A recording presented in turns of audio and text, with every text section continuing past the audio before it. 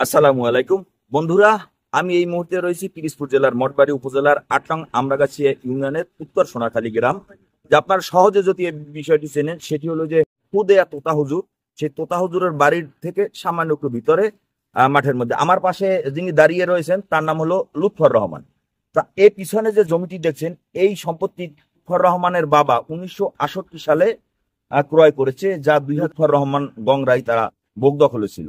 কিন্তু ২০২৪ সালের প্রথম দিক থেকে যাদের কাছ থেকে জমিটা ক্রয় করেছিল খলিলুর রহমান গং, এই খলিলুর রহমান গংদের বাড়ি সংলগ্ন তার এই জমিটা। আর এই লুৎফর রহমানের বাড়ি হলো এখান থেকে অনেক দূরে, প্রায় ৫ কিলোমিটার দূরে। কিন্তু সেই ঘরের পাশে জমি হওয়ার সুবাদে তারা এই জমিটি দখলের পায়তারা চালাচ্ছে। লুৎফর রহমান সাহেব আইনের প্রতি শ্রদ্ধাশীল থাকার কারণে তিনি মঠবাড়ি উপজেলা নির্বাহী কর্মকর্তার দপ্তরে তিনি লিখিত করেছেন এবং উপজেলা নির্বাহী কর্মকর্তা একাধিক শুনানি করে লুৎফর রহমান সাহেবের পক্ষে রায় দিয়েছেন।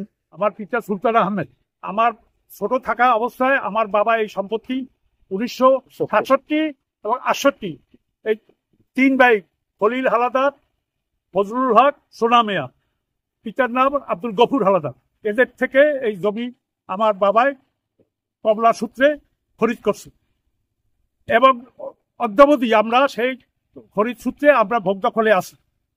আমি গত বছর আমার এই জমি খলিলুর রহমান, ফজলুল হক, সোনা মিয়া, এরা এই তিন ভাই এবং এদের সন্তানরা এরা জোর জুলুম করিয়া এই জমি মাটি কাটে এবং দখল করিয়া নিতে চায়।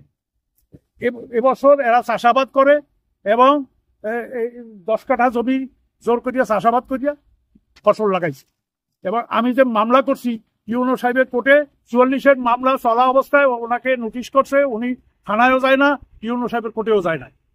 না যাওয়ার কারণ ইউনো সাহেব ৪-৫টা তারিখ পরপর আদেশ দিয়েছে যে ওই জমিতে বিবাদীগণ প্রবেশ করবে না এবং বাদীকে কোনো রকম বাধা বিঘ্ন ঘটাইতে পারবে না। সেই আদেশ আমার কাছে আছে যে আমার জমি রূপ পরিবর্তন করতে চায়, মাটি কেটিয়া ঘর দরজা করতে চায়, এইসব পরিকল্পনা চলতে আছে, বেড় কাটবে, বিভিন্ন রকমের পুকুর কাটবে। আচ্ছা, আমি যখন বাধা দিতে গেছি তারা তাও নিয়ে লাঠি সোটা নিয়ে নামছে, অনেক পোলাপান, মহিলারা।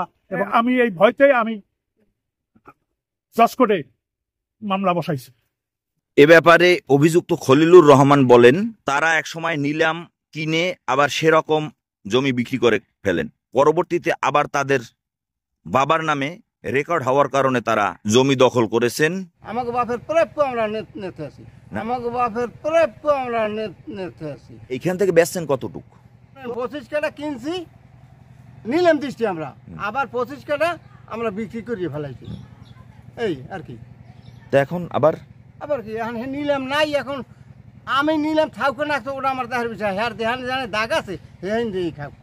জমিটির বারবার রূপ পরিবর্তনের চেষ্টা করছেন খলিলুর রহমান গংরা। এই ঘটনা সুষ্ঠু ফয়সালার জন্য প্রশাসনের হস্তক্ষেপ কামনা করেন লুৎফর রহমান গং।